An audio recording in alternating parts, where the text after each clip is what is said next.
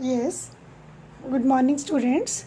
In business study class, we have started sources of finance, and as we know, finance is a wider term that is related with how much money is required and how it is to be arranged and how it is to be utilized. It means finance includes all the activities from where we arrange the finance and how it is to be utilized and how it is to be and how much it is to be required.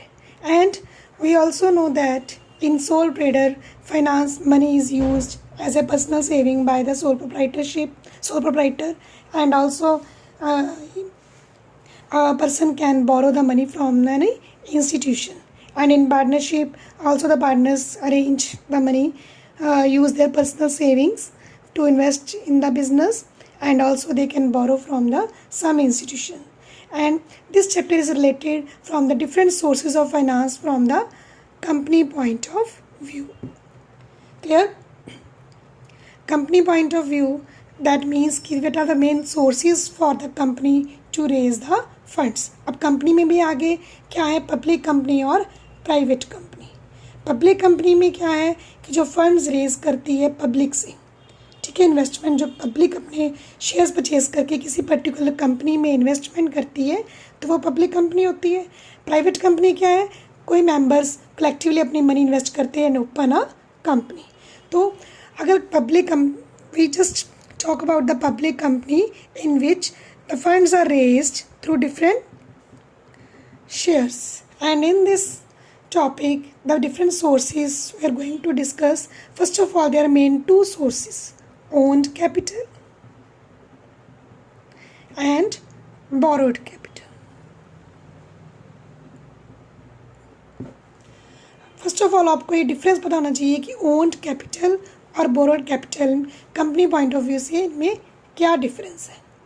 Clear? Owned capital क्या होती है, जो कि company की खुद की capital होती है, जो कि कंपनी ने फंड्स रेज किए होते हैं bye issuing a equity shares,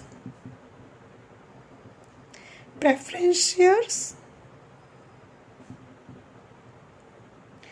international shares and retained earnings.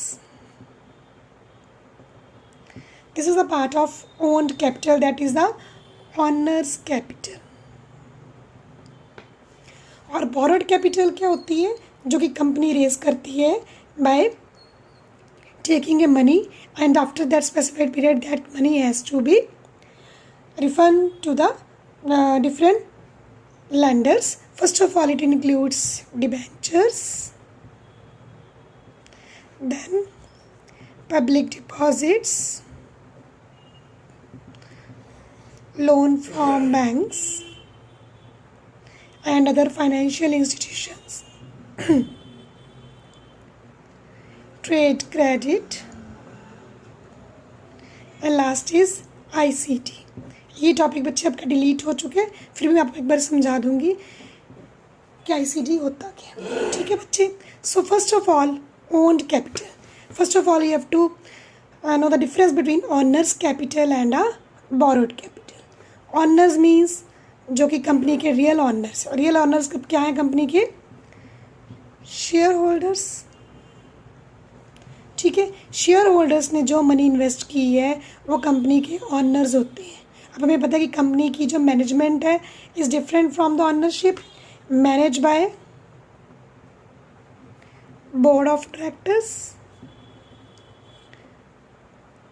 that are selected by the shareholders and work as a representative of the owners. And owners कौन है इसके? shareholders. इसलिए जो भी हमारी जो कैपिटल हम रेज करते हैं शेयर होल्डर से, वो हमारी क्या होती है? Permanent capital.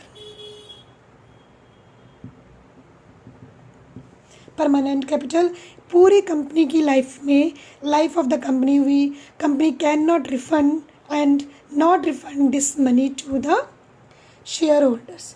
Company can use this money without refunding any money to the shareholders. And there are some parameters. On the basis of that parameters, we can make a difference between owned capital and a borrowed capital. So first of all, owned capital. This is a long-term source of finance. Clear? It is a permanent capital. Permanent capital means no need to refund. Company can utilize this money during the life of the company. और ये जो money है equity shares की, ये company तभी refund करती है when company is going to wind up. Otherwise during the life of the company can use this money. Then this is a permanent capital. No security is required. जैसे मैं पता है कि किसी से भी हमने कोई चीज़ बोरो करनी है, मनी बोरो करनी है, तो लैंडर एज ए सिक्योरिटी हमारी कोई भी प्रॉपर्टी या कोई भी हमारी प्रीशियस आइटम्स क्या करता है, एज ए मॉर्गेज रख लेता है. ठीक है. तो इसमें क्या है, हमें अगर हमारे शेयर्स इशू किए हुए हैं तो इसके अगेंस्ट हमें कोई भी सिक्योरिटी मॉर्गेज रखी नहीं जाती. So no security is required. कोई हमारी एसेट मॉर्गेज नहीं होती. ठीक है. No mortgage on a any asset. ठीक है बच्चे. Then no interest. अब इसके बदले में ये जो इन्वेस्टर्स शेयर्स इन्वेस्ट करते हैं, मनी इन्वेस्ट करते हैं हमारी कंपनी में, उनके बदले में उन्हें कोई भी इंटरेस्ट नहीं मिलता. क्लियर. हमें कंपनी को भी क्या है, कोई इंटरेस्ट पे नहीं करना पड़ता. दे will get only a dividend. Dividend in the out of profit. In the form of consideration, they will get a dividend out of the profit. अगर प्रॉफिट कंपनी को हो रहे हैं तभी शेयर होल्डर्स डिविडेंड के लिए लायबल है, और अगर लॉस हो रहा है तो कंपनी डिविडेंड पे नहीं करेगी, क्योंकि ऑनर्स का जो है सारे खर्चे पूरे होने के बाद ऑनर्स को एंड में मिलता है. वही चीज़ यहाँ पे कि इक्विटी शेयर्स क्या है, ऑनर्स है. जब कंपनी के सारे एक्सपेंसेस क्लियर हो जाएंगे, जो कंपनी को रेशियल होता है उसके अकॉर्डिंग ही वो डिविडेंड डिस्ट्रीब्यूट करती है शेयर होल्डर्स को.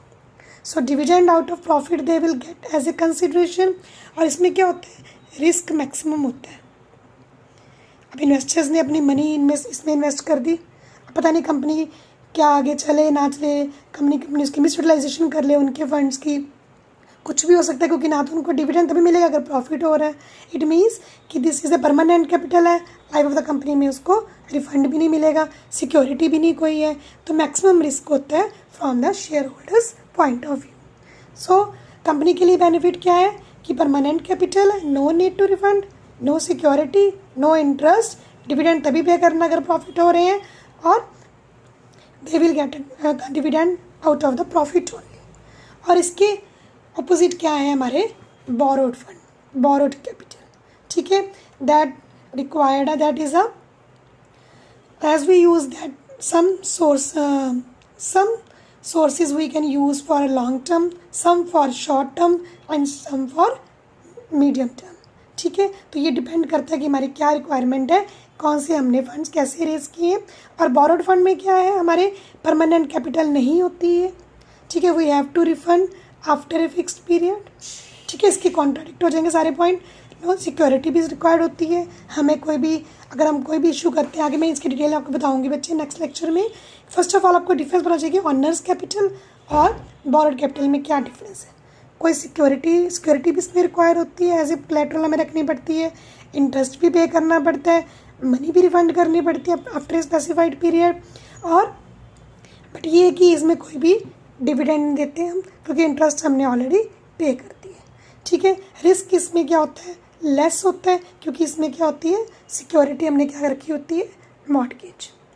क्लियर. और आगे क्या, ऑनर्स क्या है, पार्टिसिपेट कर सकते हैं मैनेजमेंट में क्योंकि वो ऑनर है, और जो बोरोअर्स हैं वो नहीं कर सकते, नो पार्टिसिपेशन. ठीक है. तो आपका ये फर्स्ट टॉपिक है ऑनर्स और ऑनर्स फंड और बोरोड फंड में डिफरेंस.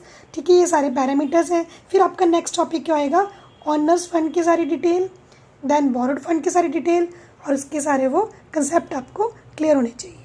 ठीक है बच्चे. तो you have to prepare this topic up to here, all the differences that is given in your book.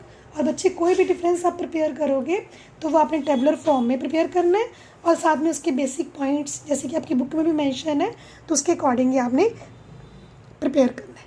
ठीक है बच्चे, and thank you and have a nice day.